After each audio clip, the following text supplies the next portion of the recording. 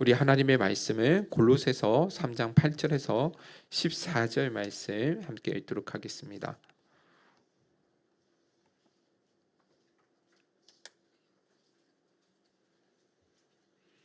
네, 골로새서 3장 8절에서 14절 말씀까지입니다. 신약 성경 327면에 있습니다. 네, 다 찾으셨으면 8절부터 14절까지 한 목소리로 같이 읽어보도록 하겠습니다. 시작. 이제는 너희가 이 모든 것을 벗어버리라. 곧 분항과 노용과 악의와 비방과 너희 입에 부끄러운 말이라. 너희가 서로 거짓말을 하지 말라. 옛사람과 그 행위를 벗어버리고 새 사람을 입었으니 이는 자기를 창조하신 이의 형상을 따라 지식에까지 새롭게 하심을 입은 자니라. 거기에는 헬라인이나 유대인이나 할레파나 무할레파나 야만인이나 스구디안이나 종이나 자유인이 차별이 있을 수 없나니 오직 그리스도는 만유시요 만유 안에 계시니라. 그러므로 너희는 하나님이 택하사 거룩하고 사랑받는 자처럼 긍휼과 자비와 겸손과 온유와 오래 참음을 옷 입고 누가 누구에게 불만이 있거든 서로 용납하여 피차 용서하되 주께서 너희를 용서하신 것 같이 너희도 그리하고 이 모든 것 위에 사랑을 더라. 이는 온전하게 매는 띠니라. 아멘. 우리 옆 사람과 함께 이렇게 인사 나눴으면 좋겠습니다. 당신 때문에 내 남은 모든 날이 풍성한 한가위입니다.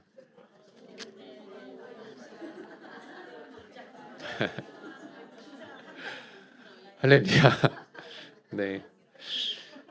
네. 너무 길죠. 너무 길어서 안 된다고 하네요. 네. 감사합니다. 오늘 어제부터 추석 연휴가 되어서 그런지 그래서 우리 행복생교회 성도님들도 다들 부모님 뵈러 많이들 이렇게 전국으로 흩어지게 된 것 같습니다.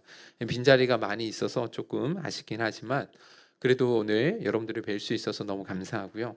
또 우리가 오늘 예배를 드릴 때에도 우리의 형편과 상황이 어떠하든지 간에 우리의 예배를 받으시기에 합당하신 하나님 앞에 마음과 뜻과 정성을 다해서 그렇게 예배하며 나갔으면 좋겠습니다.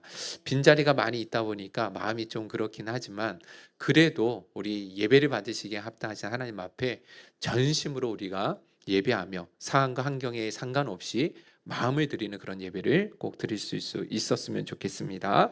오늘 최근에 뉴스를 보니까 가족들 간의 불화가 언제 많이 일어나느냐 봤더니 가족 여행 중에 이 가족들 간의 다툼이 많이 일어난다라고 이야기를 하더라고요. 왜 그런가 봤더니 밥 먹는 것부터 시작해서 여행하는 스타일들이 다 다르다는 것이죠. 서로의 가치관이나 생활 방식들이 다 다르다 보니까 여행 가운데 여행을 하다가 갈등과 다툼이 많이 일어난다라는 거예요. 그래서 좋은 추억을 만들어 갔다가 오히려 불화만 일어나고 집으로 돌아올 때가 많이 있다라는 것입니다. 최근에 어떤 성도님과 대화를 하는데 자기 언니들하고 더불어서 유럽으로 여행을 갔다라는 거예요. 그런데 그 시간이 너무 괴로웠대요. 7박 8일간의 그런 시간이었는데 아이들도 다 크고 했으니까 그래서 우리 이번에는 자매들끼리만 한번 모처럼 한번 여행을 가보자 해서 갔는데 웬걸요. 가는 곳마다 얼마나 불편했는지 모른다라는 것입니다. 먹는 것도 다 다르고 관심 분야도 너무 다르고 또 말 한마디에 이렇게 토라지고 마음 상처받고 상처 주고 그래서 자기는 다시는 언니들하고만 이렇게 여행을 가지 않을 것 같다 그런 이야기를 하시는 것을 들었습니다. 여러분 신기하지 않습니까? 그렇게 피를 나눈 형제지간인데도 불구하고 왜 이렇게 갈등이 많이 일어나는지 모릅니다. 자, 그런데 또 가정불화가 언제 많이 일어나느냐? 오늘 추석과 같은 그런 명절에도 이런 가정불화가 많이 일어난다라는 거예요. 시댁과 처가를 오가면서 서로의 이해관계가 너무 복잡하게 얽혀 있다 보니까 그래서 또 그 가운데서도 다툼이 많이 일어나게 된다라는 것이죠. 단지 명절에 음식을 장만하고 준비하는 것이 어려운 것이 아니라는 거예요. 정말 사소한 일에 시작해서 그동안 쌓여 있었던 오해와 서운함들이 한꺼번에 막 밀려오게 되어지니까 이런 명절들이 더 힘들 수 있다라고 이야기를 하더라는 것이죠. 그래서 요즘은 명절에는 부모님께만 잠깐 인사드리고 자기 가족끼리만 여행을 다니는 경우도 상당히 많이 있다라는 이야기를 들었습니다. 자, 그런데 여러분 우리 그리스도인들은 이런 사회 분위기에 우리가 함께 편승해서는 안 된다라는 것입니다. 정말 그리스도인들은 그리스도인답게 명절을 보낼 수 있어야 되고 하나님께서 맺어주신 그 가족들을 정말 소중히 여길 수 있는 마음을 우리 그리스도인들은 항상 품을 수 있어야 된다라는 것이죠. 그래서 여러분 오늘 이 시간은 가족 간의 이 관계를 어떻게 하면 바르게 회복할 수 있는지, 그래서 우리에게 앞으로 계속 다가오는 이 명절들을 어떻게 우리가 보내야 되는지 한번 간략하게 좀 시간을 나눠보도록 하겠습니다. 여러분들 원칙은 이것입니다. 어떤 원칙이냐면 그리스도인들은 육신의 가족들 관계들이 있지 않습니까? 이 하나님께서 맺어주신 이 육신의 가족들과의 관계를 정말 좋은 관계를 맺어 나갈 수 있어야 되고, 그래서 늘 사랑으로 돌아보고 섬기는 일을 포기해서는 안 된다라는 것입니다. 여러분 디모데전서 5장 8절 우리 한번 읽어보도록 할게요. 시작. 누구든지 자기 친족 특히 자기 가족을 돌보지 아니하면 믿음을 배반한 자요 불신자보다 더 악한 자니라. 아멘. 자기 가족을 돌아보지 않는 사람은 믿지 않는 불신자보다 더 어떤 사람이래요? 나쁜 사람, 악한 사람이다라고 말씀하고 있죠. 왜 그렇습니까? 그건 다름 아니라 우리를 한 가정으로 태어나서 가족이 되게 하신 분이 여호와 하나님이시기 때문에 그렇다라는 것입니다. 여러분들 생각해 보세요. 우리 부모님을 혹은 우리 형제를 혹은 자식들을 내가 선택해서 그렇게 가족이 되어진 것입니까? 아니죠. 부모님이나 자녀들이나 형제를 인간의 의지로 선택한 것이 아니라 전적인 하나님의 뜻 안에서 이루어지게 되었다라는 거예요. 하나님의 절대적인 은혜로 그렇게 우리를 가족으로 맺어 주셨다라는 것입니다. 부부 관계도 마찬가지죠. 그런데 그런 가족들, 하나님께서 맺어 주신 그런 가족들을 외면하고 돌아보지 못한다. 그것은 그렇게 가족으로 맺어 주신 하나님의 뜻을 저버리는 일이고, 그래서 믿음을 배반한 일이다라고 말씀해 주고 있다라는 것입니다. 더군다나 그렇게 가족과의 연을 끊어버리고 살아가는 것은 죄송하지만 불신자들보다 못한 만큼 정말 비성경적인 일이라고 말씀해 주고 있다라는 것이죠. 그래서 여러분 이런 명절이 아니라 할지라도 우리 그리스도인들은 언제나 양가 부모님을 자주 찾아뵙고 자식된 도리를 마땅히 감당할 수 있어야 되고, 또 피를 나눈 형제 간이라도 서로 돌아보고 사랑을 나눌 수 있는 삶을 우리는 신실하게 살아내야 하는 것입니다. 그런데 특히 우리 그리스도인들이 피로 나눈 가족들끼리 그렇게 하나 되고 화목되지 않으면서 교회 성도끼리 서로를 진심으로 사랑하고 섬기며 살아갈 수 있는가? 불가능하다라는 것입니다. 오늘 어떤 신학생이요, 아버지에 대한 상처가 너무 큰 거예요. 마음에 아버지를 향한 증오감을 가지고 살아가는 것입니다. 절대 용서할 마음도 가지고 있지 않고 아버지와는 마음을 완전히 닫아버린 채 단절된 삶을 살아가는 것이죠. 자, 그런데 훗날 그 신학생이 나중에 목사가 되는 것이죠. 자, 그러면 그 신학생이 이 아버지에 대한 증오의 마음을 평생 품고 살아가면서 목회를 제대로 할 수 있을까요? 없을까요? 불가능하겠죠. 그죠? 정말 마음 깊은 곳에 누군가를 향한 미움이 있고 증오가 있는데 어떻게 이 강단에 올라와서 하나님의 말씀을 바르게 증거할 수 있겠냐라는 것입니다. 여러분들 설교만이 아닙니다. 목회하는 내내 마음 깊은 곳에 그 미움과 원망의 마음이 있기 때문에 어떤 모습으로든지 삶 가운데 드러나서 결국 누군가에게 부정적인 영향을 줄 수밖에 없다라는 것입니다. 여러분들 목회자뿐만 아니라 우리 성도들도 마찬가지예요. 내 안에 육신의 피를 나눈 형제들 혹은 부모와 자녀들 간에 그 해결되지 못한 상처와 쓴뿌리로 인해서 육신의 가족들과 그렇게 외면하고 모른 채 살아가고 있는 사람이 과연 교회 안에 있는 지체들을 온전한 마음으로 사랑하고 섬기는 일이 가능하겠냐라는 것입니다. 불가능하다라는 것이죠. 그래서 여러분들 우리 그리스도인들은 아무리 가족들이 나에게 큰 상처를 주고 서운하게 한 일이 있다 할지라도 그렇게 우리를 가족으로 맺어주신 하나님의 뜻이 있음을 기억하면서 그렇게 늘 서로 돌아보고 섬기는 일을 포기하지 말아야 된다는 것이죠. 여러분들 사자성어 중에 07과삼이라는 단어가 있죠. 07과삼. 여러분들 들어보셨죠? 그죠? 이게 무슨 뜻이죠? 공이 7가지이고 잘못이 3가지이다라는 말이거든요. 근데 그 안에 담겨진 진짜 의미는 사람의 사람을 평가할 때 그 상대방의 좋은 점만 살펴봐야 된다라고 이야기하는 것이 진짜 이 안에 담겨진 의미거든요. 물론 성경에 나온 의미는 아니지만 정말 일리 있는 말씀이 아닌가 생각되어집니다. 자, 그런데 예전에 제가 섬기고 있었던 모포 사랑의 교회 백동준 목사님은요, 인생을 살아보니까 07과삼이 아니라 이 03과칠이다라고 이야기를 하시더라고요. 03과칠. 무슨 말이죠? 인간관계 안에서 잘못한 것이 3이면, 잘한 것이 3이면 잘못한 것이 7이더라. 왜 살아보니까 그렇다라는 거예요. 그것은 그만큼 살아보니까 사람이 그렇게 연약하고 서로의 악한 감정들이 있기 때문에 더 많이 상처를 주고 살아갈 수밖에 없는 삶을 살아가는 것이, 그것이 인생이다라고 이야기를 하시는 것이죠. 여러분들, 야구에서 타율이라는 게 있어요. 타율이 뭔지 아십니까? 투수가 공을 딱 던졌을 때 타자가 공을 쳐서 안타 맞을 확률을 이 타율이라고 하는데, 여러분들 타자들의 타율이 3할 때만 나오면 그거 잘하는 거예요, 못하는 거예요? 엄청 잘하는 거 아시죠? 한 해 시즌 평균 그 타율이 3할 때 10번 공을 던졌을 때 3번 안타를 칠 수 있다는 건 정말 대단한 타자거든요. 자, 그런데 여러분들 인간관계 측면에서도 마찬가지라고 생각합니다. 인간관계 안에서 10가지 중에 3가지만 좋은 관계를 맺을 수 있다 할지라도 진짜 그 사람은 좋은 사람이다라는 것을 인정해야 된다라는 거예요. 자, 그런데 문제는 무엇이냐면 우리 인간이 얼마나 완악한지, 누군가가 나에게 8가지, 9가지를 잘해주고 또 그렇게 좋은 관계, 좋은 추억이 있다 할지라도 한두 가지 잘못한 것이 있으면 어떻게 돼요? 그 한두 가지로 인해서 진짜 그 사람과의 관계를 아예 단절하고 살아가는 사람들이 너무 많다라는 거예요. 그런데 이게 얼마나 지혜롭지 못한 일이냐라는 거예요. 사람이 살아가면서 왜 실수를 안 하겠습니까? 왜 사람이 연약하기 때문에 왜 상처를 주지 않을 수 있겠냐라는 거예요. 아무리 서로를 사랑하고 서로를 아끼는 관계라 할지라도 우리 인간은 너무나 부족하고 실수투성이기 때문에 서로에게 상처를 주고 상처를 받을 수 있다라는 것을 인정해야 된다라는 것입니다.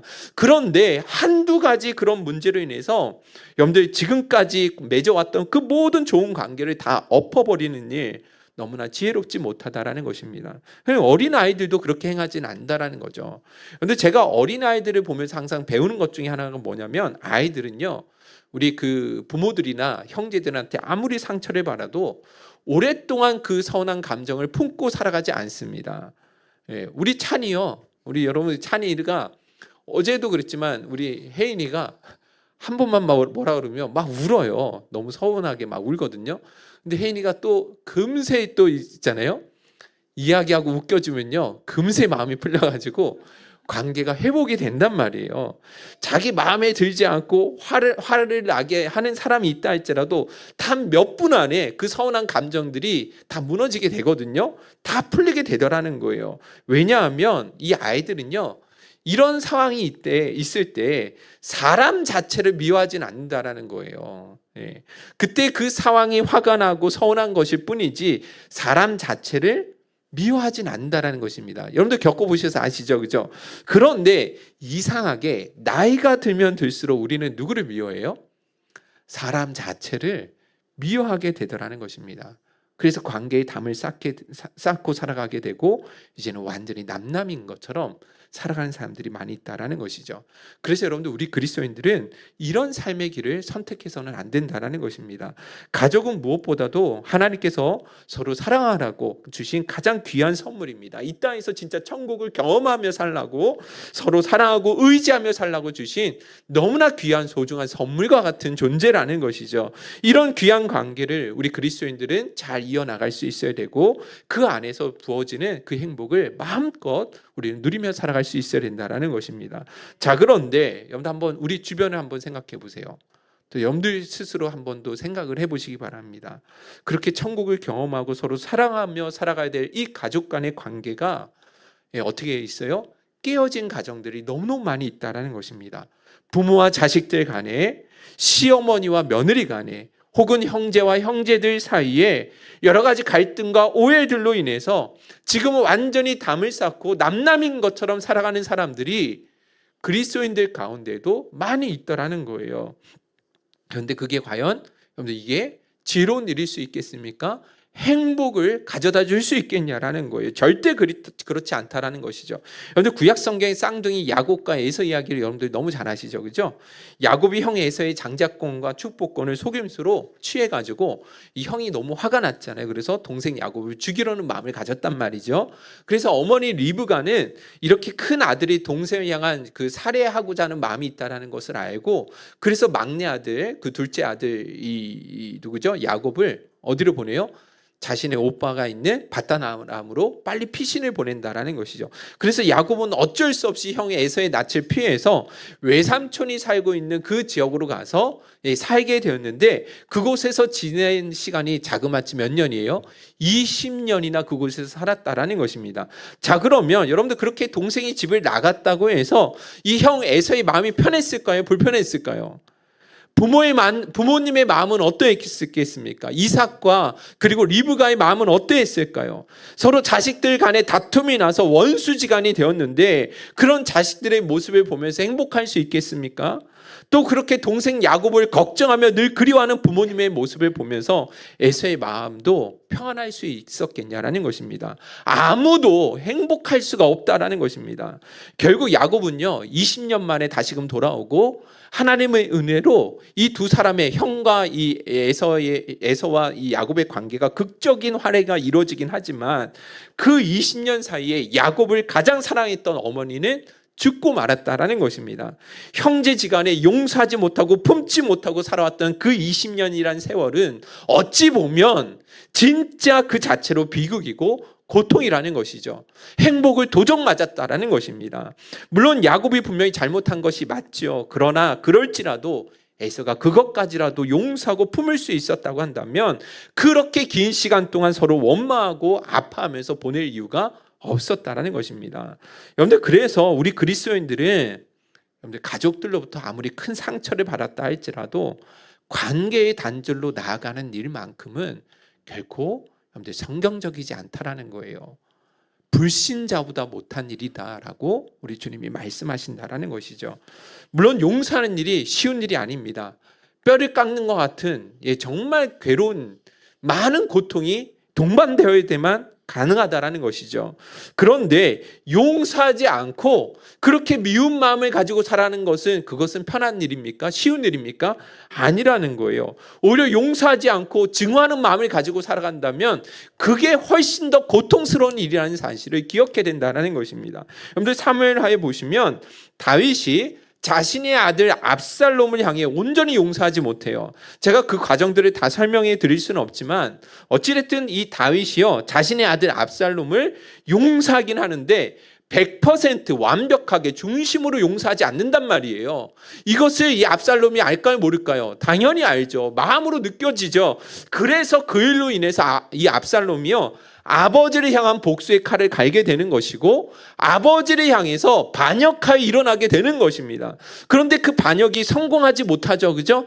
그래서 성공하지 못해서 압살롬이 노새를 타고 도망가다가 상수리 나무에 머리가 걸려가지고 죽게 되어진단 말이에요. 자, 이 소식을 다윗이 듣고 뭐라고 이야기를 하냐면 여러분도 한번 이 성경을 읽어봅시다. 사무엘하 18장 33절 읽어보겠습니다. 시작. 왕의 마음이 심히 아파 문 위층으로 올라가서 우니라. 그가 올라갈 때 말하기를 내 아들 압살롬아 내 아들 압살롬아 차라리 내가 너를 대신하여 죽었다면 압살롬 내 아들아 하였더라. 대단히 비극적인 순간이거든요. 다윗이요 이렇게 슬피 운 적이 없어요. 성경에 보시면 압살롬아 내 아들 압살롬아 차라리 내가 죽었더라면 내 아들아 하면서 막 울잖아요. 통곡을 했다라는 거예요. 왜 그런지 아십니까? 다윗이 그 아들 압살롬을 완전하게 용서하지 못한 일로 인해서 모두가 불행한 삶을 살게 되었던 것입니다. 결국 그렇게 슬퍼하며 통곡하게 되어지는 결과로 나타나게 되더라는 것이죠. 그런데 저는 걱정이 돼요. 오늘 우리 교회 성도님들 가운데에도 이 가족들을 진짜 사랑하며 살아가도 부족한데 그렇게 중심으로 온전히 용서하지 못함을 통해서 먼 훗날 다윗처럼 내가 차라리 죽었으면 하며 슬퍼하고 통곡하면 후회하는 날이 오지 않을까, 그게 걱정이 된다는 것입니다. 여러분들, 우리가 누군가를 용서하지 못하며 살아가는 것이 훨씬 더 힘들고 괴로운 일이라는 사실을 우리 그리스도인들은 항상 기억할 수 있어야 된다는 것입니다. 그래서 여러분, 하나님께서 왜 우리에게 용서하며 살라라고 하시는 것인가? 그것은 다름 아니라 우리의 행복을 위해서 말씀하신 명령임을 기억해야 합니다. 여러분들 잘 아시죠? 신명기 10장 12절 13절 우리 한번 읽어볼까요? 시작. 내 하나님 여호와께서 내게 요구하시는 것이 무엇이냐?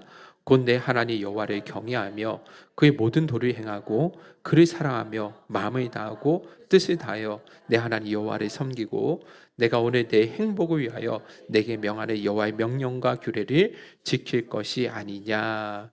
여러분들, 하나님께서 우리에게 요구하시는 모든 말씀들은 그 자체로 하나님께도 영광이 되지만 동시에 누구의 행복을 위해서 주신 말씀입니까? 우리 자신의 행복을 위해서, 우리 인간의 행복을 위해서 우리를 창조하시고 우리의 마음을 창조하시고, 그래서 누구보다도 우리를 잘 아시는, 어떻게 우리가 진짜 인간들이 행복하며 살아갈 수 있는지를 가장 잘 아시는 하나님께서 우리에게 힘든 짐을 부어주시는 게 아니에요. 우리가 지기 힘든 그 짐을 지어주라고 용서하며 살라라고 말씀하시는 것이 아니라 우리가 진짜 행복하며 이 땅 가운데 살게 하시기 위해서 주신 명령임을 우리 그리스도인들은 기억해야 된다는 것입니다. 그런데 마귀는요, 왜 이 땅에 왔는가 보니까 요한복음 10장 10절에 보니까 도둑이 오는 것은 도둑질하고 뭐 하는 거예요? 죽이고 멸망시키러 왔다라고 말씀하고 있습니다. 그런데 여러분들, 이 마귀가 어떻게 우리를 도둑질하고 죽이고 멸망시키려고 하는지 아십니까? 다른 게 아니에요. 서로 사랑하고 용서하고 의지하며 살아갈 그 가족들에게 서운한 마음의 감정을 불러일으키는 것입니다. 섭섭한 마음들, 미운 마음들, 분함과 온갖 부정적인 생각들을 넣어주는 거예요. 결국은 그렇게 서로 사랑할 그 관계를 완벽하게 깨트림으로 인해서 뭐에 간다라는 것입니까? 도둑질하고 죽이고 그 생명을 빼앗아 가는 일을 만든다는 것입니다. 여러분들 기억해야 합니다. 우리 행복은 멀리 있는 것이 아니에요. 진짜 가까이 있는 사람들과 함께 더불어 친하게 지내는 것이 그 안에 진짜 행복이 담겨져 있다는 것입니다. 하나님께서 우리에게 혈육으로 맺어주신 그 가족들을 진심으로 용서하고 진심으로 그 관계를 회복해서 그렇게 서로를 돌아보며 의지하며 살아갈 수 있을 때 그것에 진정한 행복이 있다는 사실을 우리 그리스도인들은 반드시 기억해야 된다는 것이죠. 할렐루야. 할렐루야. 네. 혹여라도 여러분들 우리 가운데 그런 관계의 단절로 어려움을 겪고 계신 분들이 있다고 한다면 이번 계기를 통해서 예수님의 마음으로 서로를 그렇게 용서하고 화해하시면서 이렇게 꼭 잃어버렸던 행복을 되찾으실 수 있기를 주님의 이름으로 축원드립니다. 오늘 읽었던 본문을 보니까 그리스도인들은 어떤 사람이라고 말씀하시냐면 골로새서 3장 8절 10절 읽어보겠습니다. 시작. 모든 것을 벗어버리라. 곧 분함과 노용과 악의와 비방과 너희 입에 부끄러운 말이라. 너희가 서로 거짓말을 하지 말라. 옛사람과 그 행위를 벗어버리고 새 사람을 입었으니 이는 자기를 창조하신 이의 형상을 따라 지식에까지 새롭게 하심을 입은 자니라. 여러분들, 우리는 그리스도인들은 옛사람과 그 행위를 벗어버려야 되는데요. 왜냐하면 우리 그리스도인들은 예수를 믿음으로 새롭게 태어났기 때문에 새로운 옷을 입어야지 옛사람이 가지고 있었던 그 행위들을 입고 있으면 안 된다는 것입니다. 과거에 우리가 즐겨 입었던 분함, 분냉과 노용과 악의와 비방과 모든 부정적인 말들과 생각들을 반드시 버려야 된대요. 벗어버려야 된다라고 말씀하시죠. 그러면 그렇게 새롭게 입은 우리 그리스도인들이 무엇을 입어야 되는가? 입어야 할 옷이 무엇인가? 골로새서 3장 12절 14절 계속 읽어봅시다. 시작. 그러므로 너희는 하나님이 택하사 거룩하고 사랑받는 자처럼 긍휼과 자비와 겸손과 온유와 오래 참음을 옷 입고 누가 누구에게 불만이 있거든 서로 용납하여 피차 용서하되 주께서 너희를 용서하신 것 같이 너희도 그리하고. 할렐루야.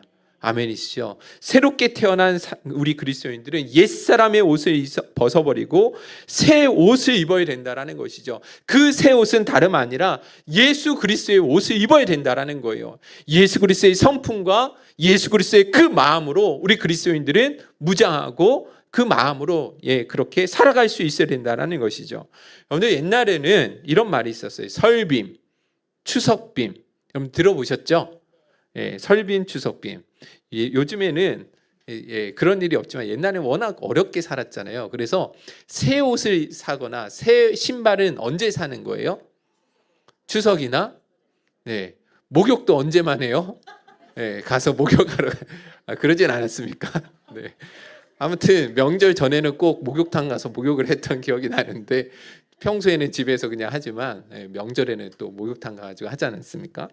자, 1년에 한두 번 정도 명절 때마다 그렇게 새 옷을 입고 새 신을 신을 수 있었던 기억이 납니다. 자, 그런데요, 우리 그리스도인들이 명절에 입어야 되는 진짜 새 옷이 무엇이냐? 그것이 바로 오늘 말씀하고 있는 긍휼과 자비와 겸손과 온유 오래 참음의 옷, 그리고 용서와 용납의 옷이라는 그리스도인의 옷을 진짜 우리 그리스도인들이 입을 수 있어야 된다라는 것이죠. 이것이야말로 진짜 명품 중에 명품임을 우리가 기억할 수 있어야 된다라는 것입니다. 할렐루야. 근데 이게 그런데 쉽지 않죠, 그죠? 수십 년 동안 묵어왔던 이 관계들을 청산하고 서로를 용서하고 품어주고 사과하고 화해되어지는 일이 쉬울 거라고 생각하지는 않습니다.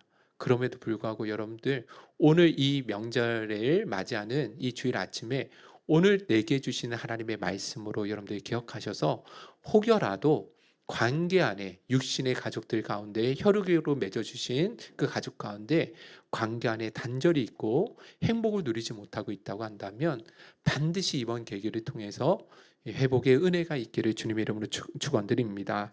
딱 한 가지만 더, 이게 참 한두 번 듣는 말씀은 아니지만 근데 마음이 잘 가지 않단 말이에요. 어떻게 해야 되는가? 그건 다름 아니라 우리의 시선을 내게서가 아니라 하나님께로 옮기는 작업이 먼저 우선되어져야 된다는 것을 말씀해 드립니다. 여러분들, 우리가 왜 이렇게 용서하는 일이 어려웠냐면 우리의 시선이 자꾸만 내게 상처를 준 사람, 그리고 내가 받은 그 상처에만 머물러 있기 때문에 그런 거예요. 자꾸 우리가 묵상하는 게 뭐예요? 내가 이런 상처 받았던 것들, 그때 내가 얼마나 고통스러운지 이것만 계속 묵상하다 보니까 뭐 하지 못해요? 용서하는 일이 쉽지 않다라는 거예요. 그래서 여러분들 성경은 우리에게 뭘 가르쳐주고 계시냐면 우리 그리스도인들이 진짜 누군가를 용서하는 삶을 살기 위해서는 우리의 시선이 내가 아닌 우리를 용서해 주신 하나님께로 먼저 시선이 가 있어야 된다라고 말씀해 주고 있더라고요. 골로새서 3장 13절 다시 한 번만 더 읽어보겠습니다. 골로새서 3장 13절 시작. 누가 누구에게 불만이 있거든 서로 용납하여 피차 용서하되 주께서 너희를 용서하신 것 같이 너희도 그리하고. 할렐루야. 서로를 용서하되 어떻게 용서해야 돼요? 주께서 우리를 용서하신 것처럼 용서해야 된다는 것입니다. 그러면 주님이 우리를 어떻게 용서하셨는지를 알아야 되잖아요. 우리가 서로를 용서하되 주께서 우리를 용서하신 것처럼 용서하기 위해서는 먼저 주님이 우리를 어떻게 용서하셨는지를 계속 묵상해야 되는 거잖아요. 여러분들, 우리 주님이 우리를 어떻게 용서하셨나요? 우리의 조건을 보고 용서하셨습니까? 우리가 어떤 회개와 반성의 기미가 보이니까 그래서 용서해 주셨습니까? 아니라는 거예요. 아무런 조건 없는 용서였다라는 거예요. 우리는 하루에도 수십 번 수백 번 그렇게 똑같은 죄를 반복해서 짓고 지어도 우리 주님의 마음을 아프게 할지라도 우리 주님은 용서해 주셨다라는 것입니다. 더군다나 우리가 지은 그 죄로 말미암아 예수 그리스도께서 십자가에서 죽으셔야만 하는 그 정도로 큰 죄를 지었음에도 불구하고 우리 주님은 우리를 외면하지 아니하시고 있는 모습 그대로를 사랑해 주시고 용서해 주셨다라는 것입니다. 그러니까 여러분, 우리가 그런 주님의 용서를 깊이 깨달아야지만, 그러한 우리를 향하신 그 주님의 용서를 더 깊이 묵상해야지만, 바라볼 수 있어야지만 우리도 서로가 서로에게 상처를 준 사람을 용서할 수 있는 그 힘을 얻을 수 있게 된다라는 것입니다. 할렐루야. 아멘이시죠? 오늘 저는 우리 행복성교회 모든 성도님들마다 진짜 행복을 누리고 나누는 삶을 멋지게 살아가실 수 있기를 간절히 소원합니다. 그럼 힘들고 어려울지라도 진짜 우리 주님의 용서를 여러분들이 묵상해 보시면서 육신의 가족들과의 깨어진 관계를 회복하기 위해 꼭 실천해 보시고 노력해 보셨으면 좋겠습니다. 누가 그런 이야기를 했어요. 용서는 단순히 이 상대방의 허물을 눈 감아주는 것이 아니라 그 허물에도 불구하고 그 사람과의 관계를 포기하지 않는 것이다 라고 이야기를 했어요. 대단한 통찰력이라고 생각합니다. 다시 한번요. 용서는 단순히 상대방의 잘못된 허물을 눈 감아주는 것이 아니라 그 허물에도 불구하고 그 사람과의 관계를 뭐하지 않는 것이다? 포기하지 않는 것이다. 그런데 이것이 바로 하나님께서 우리에게 베풀어 주신 용서이고 지금도 여전히 우리에게 베풀어지고 있는 용서의 실체라고 믿습니다. 여러분들, 하나님은 우리가 그렇게 반복된 죄를 또 짓고 또 짓고 있음에도 불구하고 한 번도 우리를 밀어내신 적이 없어요. 우리와의 관계를 끊어버리신 적이 없다라는 거예요. 우리와의 관계를 포기하지 않는다라는 것이죠. 언제든지 우리가 주님 앞으로 달려가면 용서해 주시고 똑같은 반복된 죄를 회개하고 회개하면 하나님께서 우리의 모든 죄를 용서해 주시더라는 것이죠. 할렐루야. 그래서 여러분, 우리가 서로를 용서한다라는 것은 여전히 그 관계를 나는 회복하겠다라는 것이고 그 관계를 계속해서 지속해 나가겠다는 그 의미가 담겨져 있어야 되는 거예요. 단순히 그 상대방을 향한 미워하는 감정을 갖지 않겠다라는 그런 소극적인 의미에서만의 용서를 해서는 안 되고요. 반드시 그 사람과의 깨어진 관계, 단절된 관계를 내가 회복하겠다라는 적극적인 의미에서의 용서의 자리까지 우리 그리스도인들이 나아갈 수 있어야 된다는 것이죠. 할렐루야. 그래서 우리 주님의 용서를 더 깊이 묵상할 수 있어야 된다는 것입니다. 자, 끝으로 한 가지만 더 말씀드리면, 여러분들이 먼저 혹시라도 내가 실수한 부분이 있어 관계가 단절되어졌다고 한다면 사과의 말이나 행동을 먼저 취해 보실 수 있기를 간절히 소원합니다. 미안하다라는 말은요, 관계를 이어주고 회복하는 일에 정말 강력한 힘이 있다는 사실을 기억하셔야 됩니다. 여러분들, 그 미안하다라는 사과하는 말이요, 사실 되게 손해 보는 것 같잖아요. 자존심도 상하고. 그런데 여러분들, 그렇지 않더라고요. 제가 예전에 어떤 목사님하고 심하게 다툰 적이 있거든요. 제 선배 목사님이셨는데 엄청나게 막 다그치시는 거예요. 제가 뭐 그렇게 잘못한 것 같지 않은데 뭐 건의로 막 누르시는 것 같은 그런 마음이 들더라고요. 그래서 마음이 되게 많이 하루 종일 속상해 있었는데 밤에 다시 그 목사님께서 저에게 전화를 주셨어요. 그러시면서 저에게 오늘 내가 너무 미안했다라고 이야기를 하시더라고요. 그 전화를 딱 받는데 제 마음이 그냥 눈 녹듯이 그냥 사라지게 되더라고요. 그러면서 그분을 향한 어떤 마음이 드냐면, 야, 이분이 진짜 훌륭한 분이시다. 어른이구나. 이런 생각이 들더라고요. 먼저 사과를 할 수 있는 마음을 가진 사람이 더 큰 어른이고 더 큰 용기가 있어야지만 가능한 일이 아니겠냐라는 거예요. 여러분들, 누군가에게 먼저 사과하고 화해를 청하는 것은 손해보는 일이 아니에요. 내가 낮아지는 일이 아니라는 것이죠.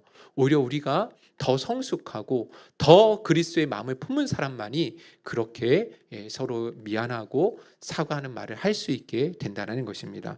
할렐루야. 여러분들, 사람이 살다가 죽음 앞에 서게 되면 가장 많이 하는 말이 뭐죠? 죽음 앞에 섰을 때 사람들에게 가장 많이 하는 말,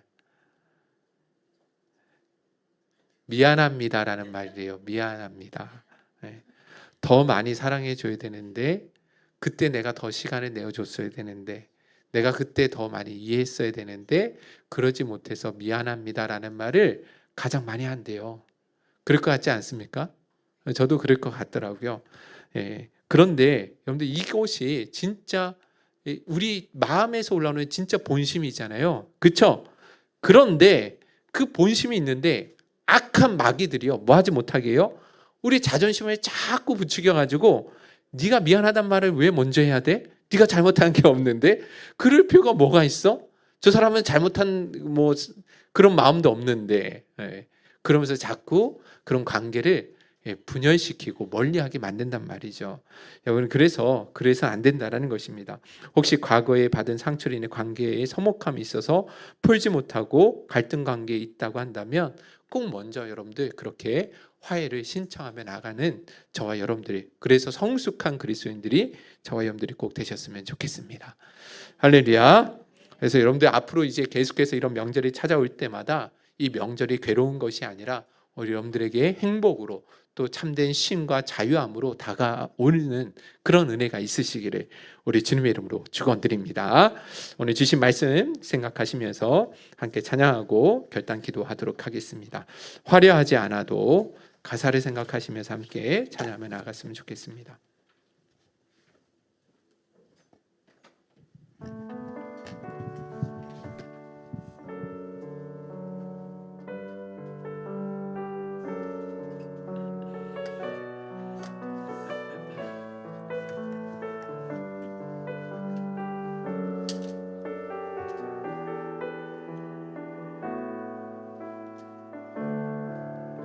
화려하지 않아도 정결하게 사는 삶, 가진 것이 적어도 감사하며 사는 삶, 내게 주신 작은 힘 나눠주며 사는 삶, 이것이 나의 삶의 행복이라오. 눈물 날 일 많지만 기도할 수 있는 것, 억울한 일 많으나 주를 위해 참는 것, 비록 짧은 작은 삶 주 뜻대로 사는 것, 이것이 나의 삶의 행복이라오. 이것이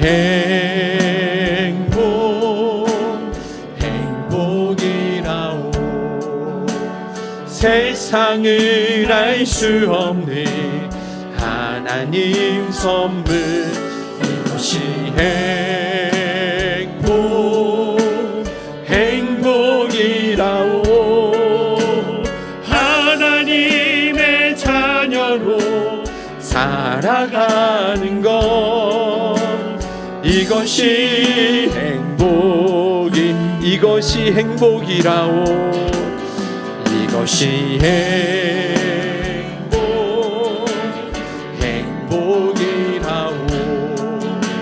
세상을 알 수 없는 하나님 선물, 이것이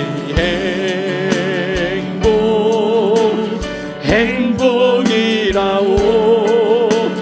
하나님의 자녀로 살아가는 것, 이것이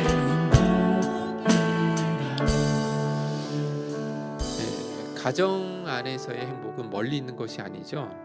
가장 가까이 있는 사람과 더불어서, 하나님께서 가족으로 맺어주신 사람과 더불어서 그렇게 행복하게 지내는 것, 세상에서 누릴 수 있는 최고의 행복인데, 그럼에도 불구하고 그렇게 가장 많이 사랑하고 의지하며 살아갈 그 대상들에게 우리의 이기적인 욕심과 크고 작은 실수와 오해들로 인해서 깨져 있고 단절되어 있다라는 것, 얼마나 큰 비극이고 얼마나 큰 불행인지 모른다라는 것입니다. 하나님께서 우리에게 주신 그 행복을 우리가 다 도적맞게 되어지는 일들이라는 것이죠. 제가 한 번은 우리 교회 성도님 가운데 아버지가 돌아가셨음에도 불구하고 끝까지 아버지를 찾아가지 않았던 한 성도님의 이야기를 들은 적이 있거든요. 얼마나 큰 평생의 큰 상처로 남을지 여러분들 너무 잘 알지 않겠습니까? 그래서 여러분, 오늘 우리 주신 말씀 기억하셔야 됩니다. 하나님 주신, 맺어주신, 하나님 은혜로 맺어주신 이 귀한 가족들을 정말 소중하게 여기고 그 관계를 아름답게 맺어나갈 수 있어야 된다는 것입니다. 오늘 이 시간 여러분들 내게 주시는 말씀을 여러분들 기억하시면서, 혹여라도 가족 간의 이 하나됨을 방해하는 모든 악한 영들로부터 우리를 지켜주옵시고, 서로의 부족함과 허물이 있다 할지라도 예수님이 우리를 용서하셨던 그 용서를 기억하면서 서로 용서하고 이해하고 품어줄 수 있는, 그래서 깨어진 모든 관계들이 이번 계기를 통해 치유되고 회복되어질 수 있도록, 잃어버렸던 진정한 행복을, 참된 쉼과 자유를 다시 한번 회복할 수 있게 하여 주옵소서. 우리 주여 한번 부르시네 기도 한번 나가도록 하겠습니다. 주여.